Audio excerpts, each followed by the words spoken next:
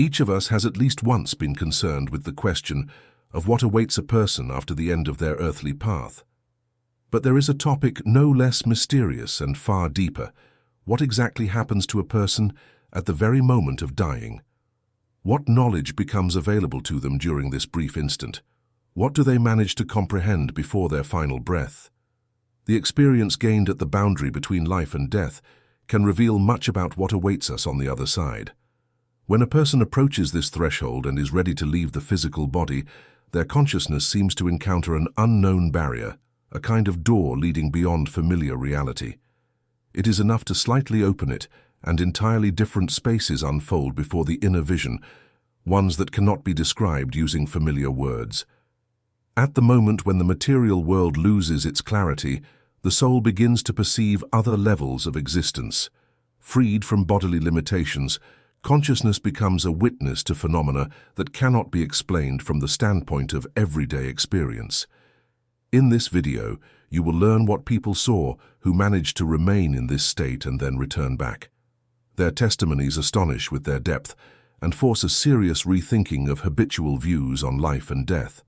In addition, you will become acquainted with the striking conclusions of the well-known scientist Andrey Gnezdilov, discoveries capable of completely changing our understanding of the very process of leaving life.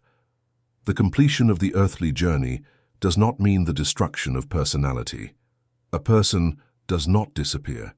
They only transition into another state of consciousness. This is confirmed by the behavior of people in the final minutes of life, and especially by the accounts of those who survived clinical death. Gnezdilov's conclusions were based not on abstract reflections, but on long-term scientific observations and many years of work with dying patients. For many years, Andrey Gnezdilov worked in a hospice, actively engaged in scientific research in various areas of psychology, and gained international recognition as a specialist deeply studying the phenomenon of death. Initially, he did not plan to connect his career with this subject at all, and even more so did not expect to devote his entire life to it. However, one case about which it is impossible to speak without emotion forever changed his views and scientific path. Here is how he described that moment himself. During his studies, when he was just mastering the basics of the profession, he had to undergo practical training as a duty physician. One day, he entered a ward where a seriously ill girl was lying. Her relatives were far away in another city. The child lay alone, the other children had been moved, so that they would not see their dying peer. He asked how he could help. The girl became animated simply by the fact that someone had paid attention to her and quietly asked him to tell her a fairy tale. He took her in his arms and began to tell the story, but suddenly felt that life was slipping away. Fear overtook him, and he wanted to call the nurse, fully realizing that it would no longer change anything. But the girl suddenly came to herself and asked him to continue. He spoke about magical creatures and fairy tale palaces that would one day meet her. The child died in his arms, and he continued speaking, afraid to stop because he did not know whether she could still hear him. This episode became a turning point. From that moment on, Andrey Gnezdilov completely reconsidered his life's purpose and dedicated himself to studying what happens to a person in the hours of leaving this life and what follows after that transition. Over the years of research, he accumulated many observations indicating the existence of life beyond the physical world. Throughout his long medical practice, Gnezdilov repeatedly became convinced that in the process of dying, or during clinical death, a person is capable of entering a special state of consciousness. In this condition, fear disappears.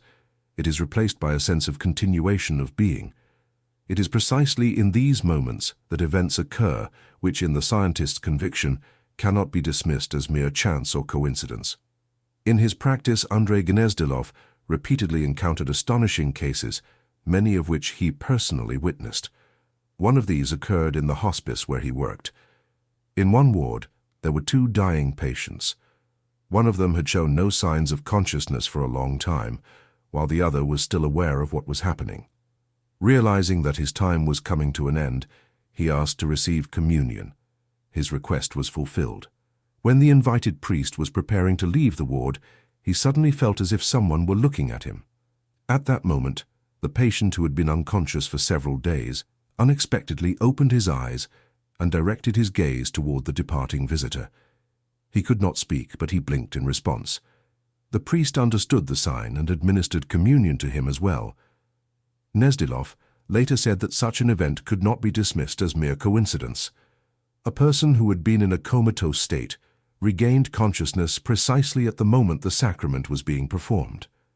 In his conviction, the soul of that patient somehow responded to what was taking place.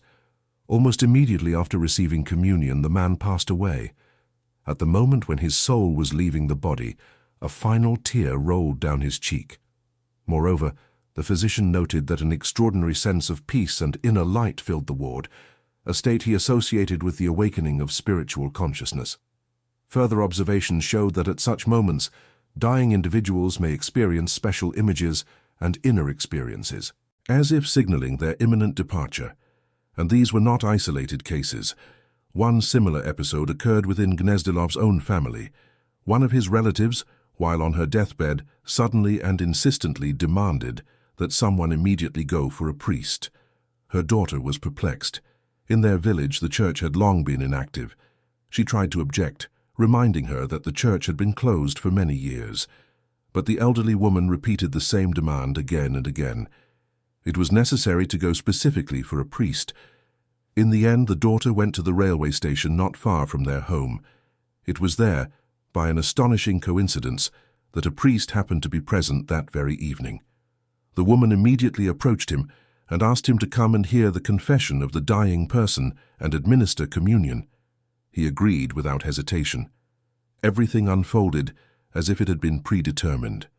As a result, in the final hours of her life, the elderly woman found inner peace and was able to depart this world with a sense of calm and spiritual wholeness.